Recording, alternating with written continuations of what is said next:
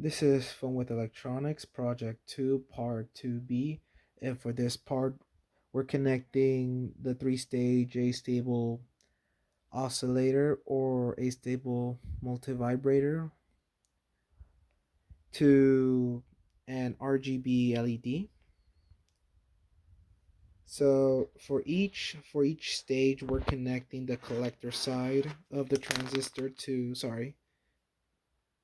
so each side each side of the collector is connecting to each of the individual LED that's inside of the RGB LED.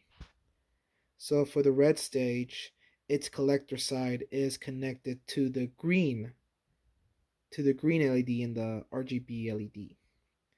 And for the blue stage, its collector, it's connected to the red LED in the RGB LED. And the green stage, its collector side, is connected to the internal blue LED. And I added 1 kilo ohm resistors in the pathway just to avoid any burning, just for more protection in the just to offer more protection for the RGB LED, which actually improved the performance of the RGB LED.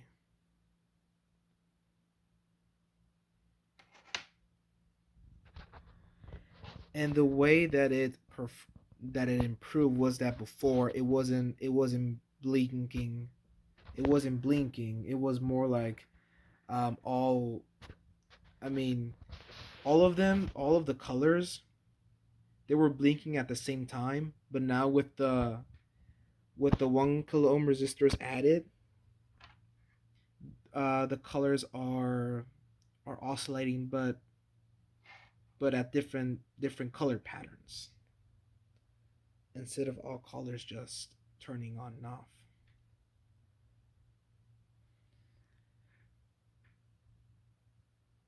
So as you can see, it's uh it's purple, then goes to blue, to a light blue, then there's a little bit of yellow. Could be because of my phone's quality.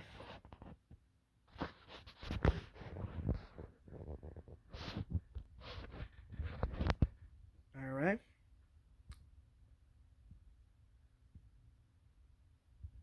Now let's take a look at the oscilloscope, see what it says. Channel 1 is hooked up to the anode of the red LED, as you can see back there. And channel 2 is hooked up, channel 2, which is the blue waveform that we're seeing, is hooked up to the blue LED. More precisely, its anode. Back there, yeah.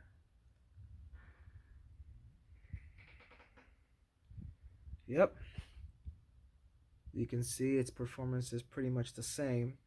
And the gaps that we're seeing, the empty gaps, represent the green LED oscillating. More precisely, its charging time.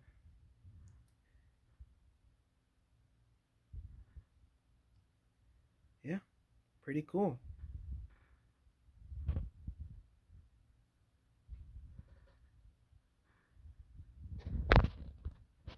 So I checked the circuit and took out the resistors.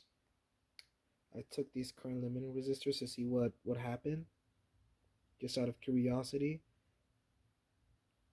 And here we have the circuit without the current limiting resistors.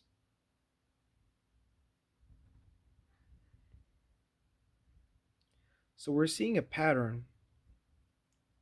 So basically So basically, what I explained previously was actually wrong.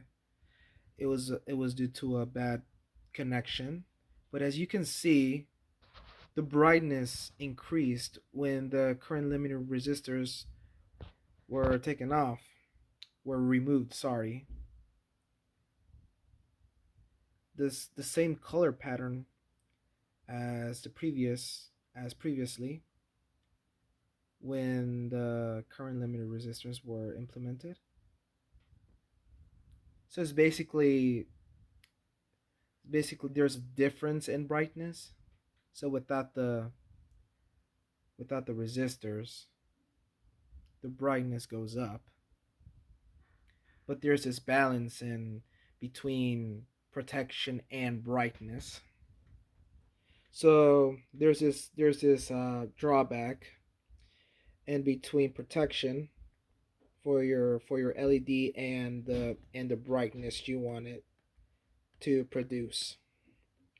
So if you want more protection,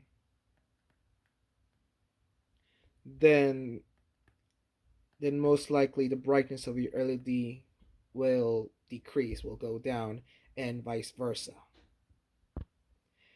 If if you offer less protection by decreasing the resistance in your current limiting resistors, then your brightness will go